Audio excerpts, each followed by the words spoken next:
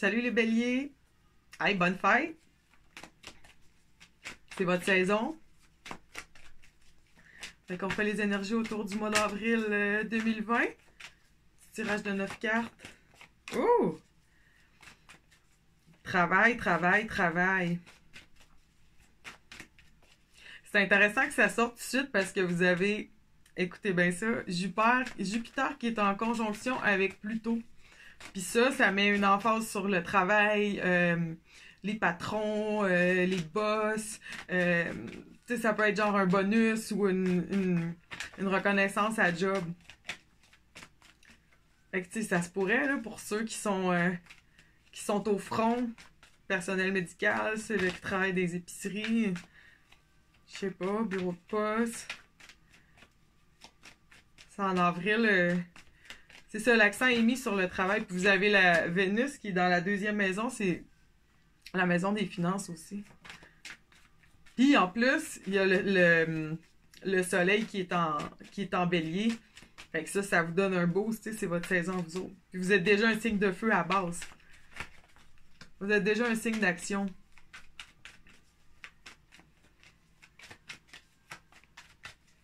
Parce que là, j'ai juste 2 cartes à date, puis on a le set de disques avec le valet d'épée. Fait que c'est comme, il y a beaucoup de communication au travail, beaucoup de...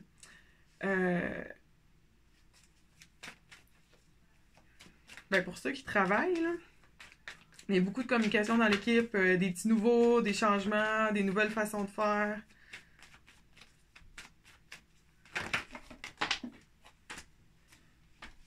OK.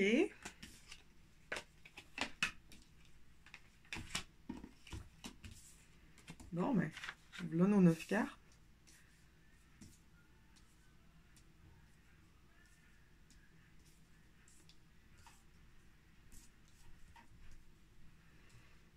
OK. Ouais,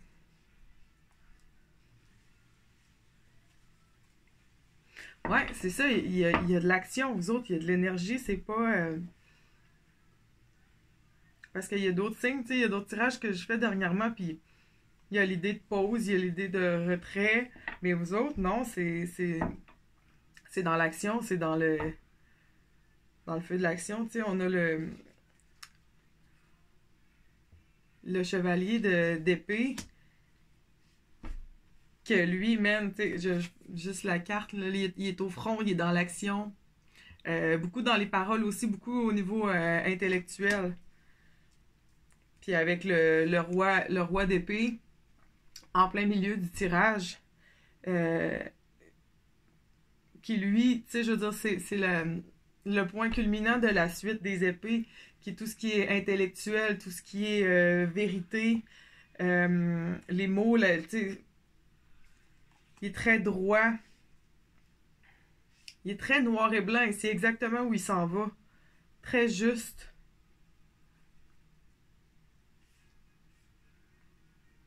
Fait que vous, tu sais, j'arrête pas de penser aux hôpitaux puis au personnel médical, ou même partout.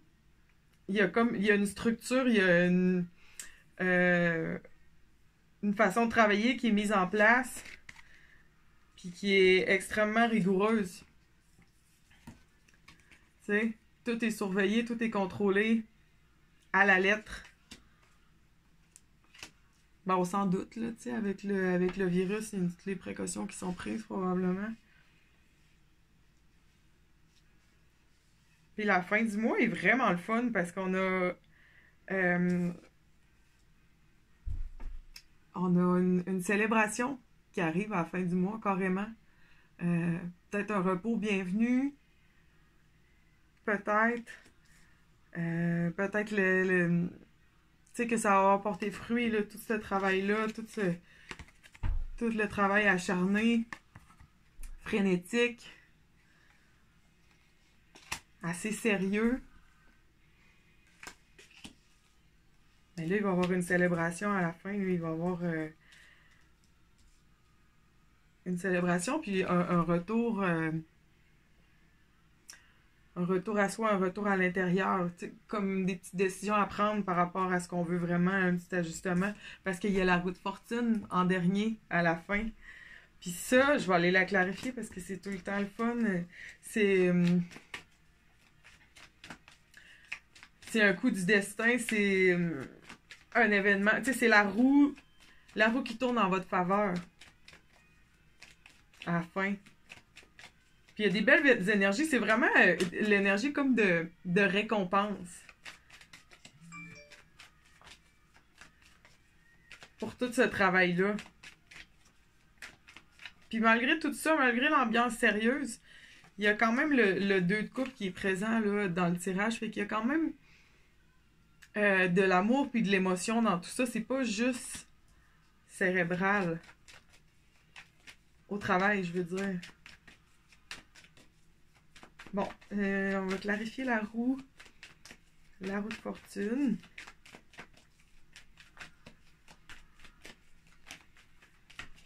Clarification pour la roue de fortune.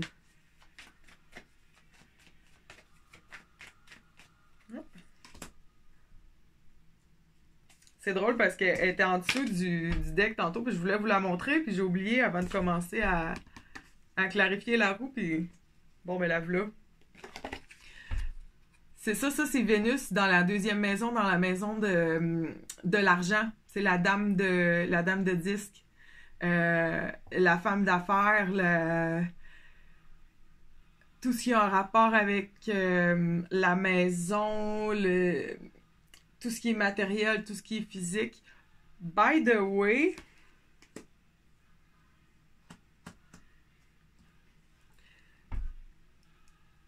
parce que là, il y a Vénus qui est en rétrograde. Je le dis à tous les signes, là, mais c'est quand même Vénus qui est en rétrograde à partir du... Ben, on sent les effets du rétrograde à partir du 10 avril.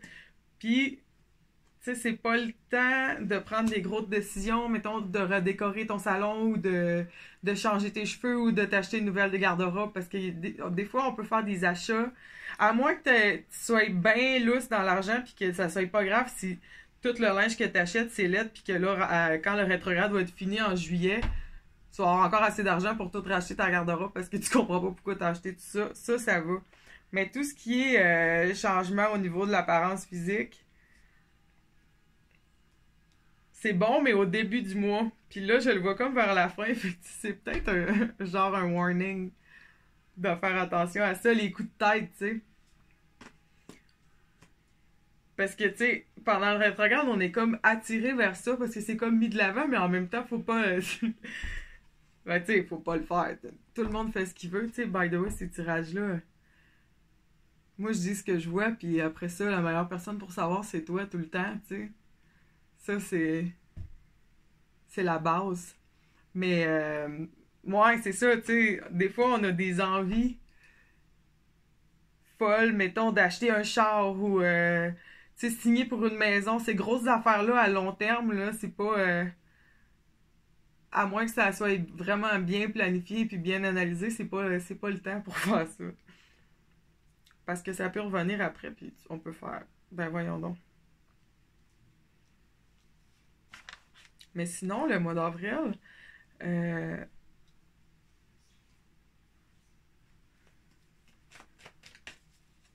c'est un beau... c'est une belle énergie. Ben, c'est sûr qu'il y a de l'action, c'est pas... tu sais, ça me fait pas la vibe quarantaine Netflix and chill. C'est plus... ça bouge. Mais il y a une belle reconnaissance qui vient avec ça.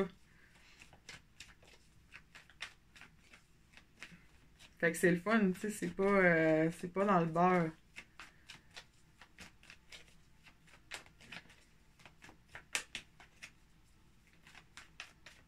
Je vais juste aller clarifier le set de coupe parce que ça, c'est comme un questionnement, un choix à faire, un retour vers l'intérieur. Puis, tu sais, en dessous du roi d'épée, qui serait comme un questionnement sur une vérité, sur qu'est-ce qui est vrai, qu'est-ce qu'il faut. Tu sais, c'est comme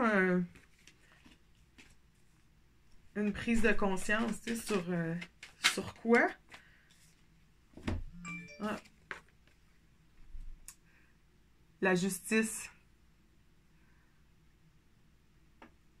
Fait que c'est... Le mot dit, tu sais, qu'est-ce qui est... ça peut être un peu... Le mot karma, un peu, tu sais, qu'est-ce qui est... Peut-être des pendules qui sont remis à l'heure, qu'est-ce qui est juste, qu'est-ce qui est bon, qu'est-ce qui est correct, qu'est-ce qui l'est pas.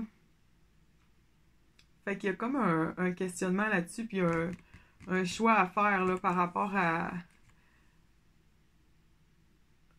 You know, time to make it right.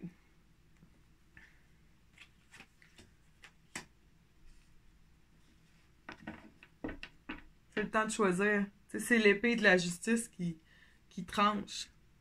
Qu'est-ce qu'on veut trancher? Qu'est-ce qu'on veut garder? C'est un peu ça, là, le questionnement.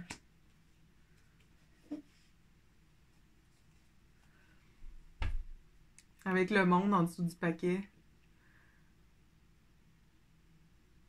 Fait qu'il y a vraiment l'idée de... Tu sais, il y a la roue de fortune, qui est quand même un événement plus grand que nature, avec le monde, qui est aussi des événements plus grands que nature. Fait que, tu sais, je pense qu'ici, là, le set de coupe avec la roue de fortune à la fin, c'est vraiment que ça va... C'est ces événements-là plus grands que nature, tu sais, qu'on est en train de vivre, je pense, qui nous amènent à... qui nous amène à l'intérieur, dans le fond. Malgré tout le feu de l'action, malgré tout le pain sur la planche, tu sais, au final, ça nous ramène quand même euh, à l'intérieur puis en introspection.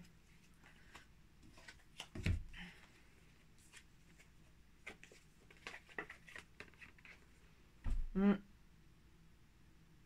Tu sais, lui, il est au travers de tous ces événements majeurs-là, la roue de fortune, le monde,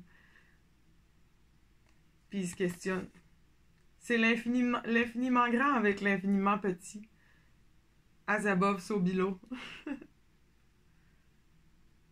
C'est l'infiniment grand qui nous fait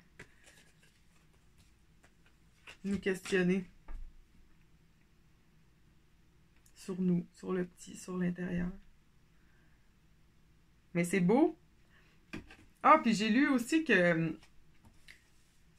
c'est un truc que j'ai lu dans une affaire d'astrologie, je me souviens plus c'est où, mais ça disait que à votre fête, tu sais, quand on souffle un gâteau puis on a un vœu, ben en fait, astrologiquement, apparemment qu'on peut faire 10 vœux. Puis que si vous les écrivez, ben ça marche mieux. Fait que bonus, 9 vœux de plus. Apparemment que tu peux les écrire à haute voix, les écrire ou les dire à haute voix. Puis, ben, au pire, si t'en as 2-3, ben t'en auras 2-3. Bonne fête! Bye!